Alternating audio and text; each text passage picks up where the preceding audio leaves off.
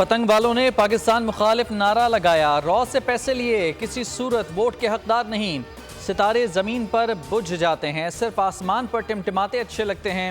بلاول بھٹو نے حیدرآباد جلسے میں تمام سیاسی جماعتوں پر تیر برسا دیے، کہا کتاب والوں نے مذہب کی بنیاد پر کاٹ چھانٹ کی، آزاد امیدواروں کو ووٹ دے کر ضائع نہ کریں، شیر کا راستہ روکیں۔ کراچی کی غیر معمولی بارش کے بعد مرتضی وہاب کو شاباشی بھی دی۔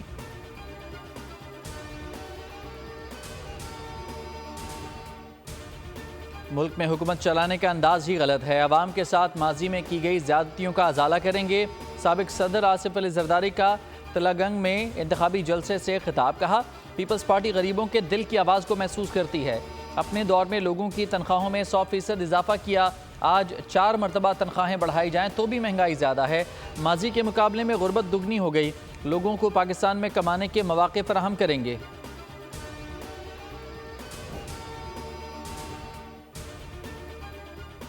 مری کے ٹھنڈے موسم میں سیاسی پارہ گرم، نواز شریف اور مریم نواز مری پہنچ گئے، کل جی پی او چوک پر جلسے سے خطاب کریں گے۔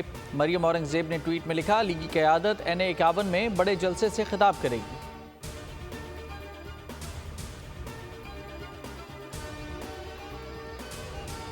ملک کے نظریے کو بدلنے کی کوشش کی گئی، جس گھر میں تحریک انصاف کا جھنڈا ہوگا یہودی کا گھر ہوگا۔ مولانا فضل الرحمان بنو میں سیاسی پاور شو، کہا ہمیشہ ان عناصر کا مقابلہ کیا، آئندہ بھی کرتے رہیں گے۔ سابق حکمران اپنا احتساب خود کریں، ملک میں شریعت ہوگی تو معیشت بہتر ہوگی، بدامنی کا خاتمہ ہوگا۔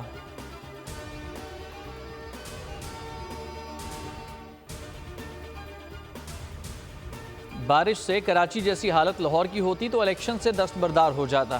شہباز شریف کہتے ہیں مناظرے کی باتیں کرنے والے پہلے کارکردگی کا موازنہ کر لیں، کل کراچی کی بارش نے ہمارا موازنہ کر دیا۔ لاہور میں نیوز کانفرنس میں لیگی صدر بولے 8 فروری کو جو فیصلہ آئے گا اسے تسلیم کریں گے، پیسے بانٹ کر شناختی کارڈ رکھے جا رہے ہیں، یہ ووٹ کی بدترین توہین ہے۔ ٹرانسپیرنسی کی رپورٹ سے ثابت ہو گیا کہ چور کون ہے۔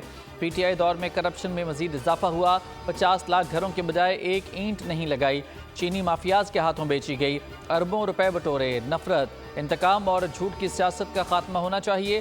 نوجوانوں کا مستقبل اس الیکشن سے جڑا ہے۔